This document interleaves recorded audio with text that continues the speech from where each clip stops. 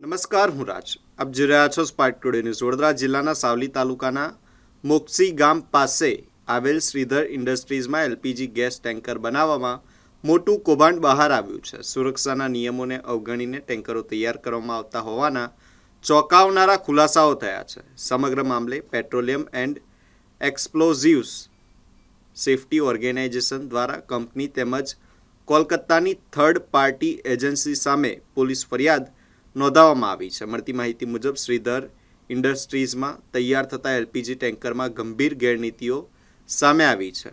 નિયમ મુજબ ટેન્કરની જાડાઈ 18 mm હોવી જોઈએ, પરંતુ તપાસ દરમિયાન 16.92 mmથી પણ ઓછી જાડાઈ નોંધાઈ છે.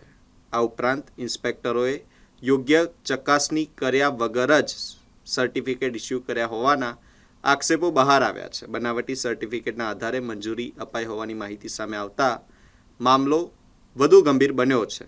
આ ગેરરીતિ માત્ર નિયમભંગ નહીં, પરંતુ લોકોના જીવન સાથે સીધો ખેલ માનવામાં આવી રહ્યો છે. આવા ટેન્કરો માર્ગ પર દોડે તો મોટા અકસ્માતોની આશંકાને નકારી શકાય તેમ નથી.